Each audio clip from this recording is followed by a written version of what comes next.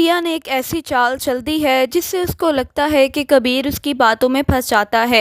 रिया ने कबीर को कहा है कि कबीर, मैं तुमसे बहुत ज़्यादा मोहब्बत करती हूँ, लेकिन मुझे मेरे घर वालों ने मजबूर कर दिया था, जिसकी वजह से मैंने ये हरकत की। तो जानते हो ना कि मैं किस कदर तुमसे मोहब्बत करती हूँ, और महबीना भी पागल हो जाएगी। ऐसा क्या होगा आगे जाके बताती हूँ। पहले तो कबीर इसकी बातों में नहीं आता, कहता है तुम चाहे जो मर्जी कर लो, मैं तुम्हारी बातों में कभी भी नहीं आऊँगा। रिया कहती है कि कबीर, मैं सबसे छुप के तुम्हें ये बताने आई हूँ कि मैं तुमसे आज भी बेइंतहा मोहब्बत करती हूँ। जानती हूँ तुम्हारे लिए यकीन करना आसान नहीं है, क्योंकि मैंने जो तुम्हारे साथ किया था उसके बाद तो तुम बिल्कुल भी यकीन नहीं करोगे। लेकिन कबीर, आसमा आपा ने मुझे गोली दिखाई थी, कहा था ये गोली वो तुम्हारे सीने में उतार देंगी अगर मैंने ये हरकत ना की। तो मैंने तुम्हारी जान बचाने की खातिर ऐसा किया था, लेकिन अगर तुम्हें मुझ पर यकीन नहीं है तो तुम और मैं अभी भाग जाते हैं। चलो मेरे साथ, मैं तुम्हारे साथ जाने के लिए आई हूँ। कबीर कहता है कि मैं तुम्हारा एतबार नहीं कर सकता।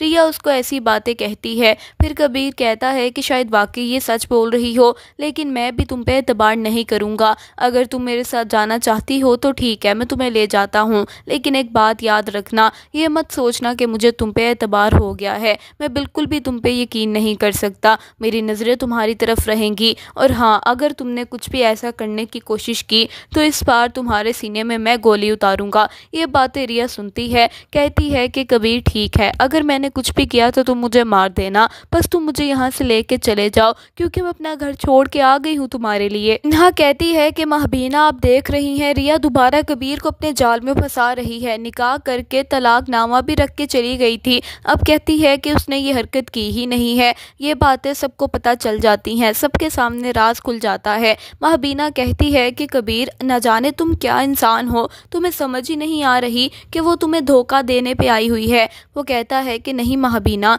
इस बार अगर वो मुझे धोखा देगी तो सीधा मैं उसके सीने में गोली उतार दूंगा, क्योंकि मैंने उससे कह दिया है कि मेरी आंखें खुली हुई हैं। अगर उसने अब कोई ऐसी हरकत की तो फिर वो देखेगी मैं उसको किस तरह मारता हूँ। महबीना रोकती रहती है, लेकिन कबीर नहीं रुकता। इतना कि महबीना पागल हो जाती है, क्योंकि आसमा महबीना को पागल कर देती है। आसमा किस तरह इनके घर में आती है और क्या करती है वो आगे जाके बताती हूँ। सिकंदर ने मुबीन को मार दिया है। सिकंदर ने मुबीन को कहा था कि वो अपने बाप कत्ल का बदला लेगा, और महबीना के सामने मुबीन को गोलियां मार के चला जाता है। और सबको यही पता होता है सिकंदर तो इस शहर में है ही नहीं, इसलिए महबीना की बात का कोई यकीन ही नहीं करता। सब यही कहते हैं कि सिकंदर यहाँ पे है ही नहीं, इसको तो हार्ट अटैक हुआ है, जिसकी वजह से मुबीन की मौत हो गई है। महबीना की बात पे कोई एतबार नहीं करता, जिसकी वजह से महबीना पागल हो जाती है। कबीर भी उसके पास मौजूद नहीं होता, क्योंकि कबीर तो गया हुआ है रिया को लेके।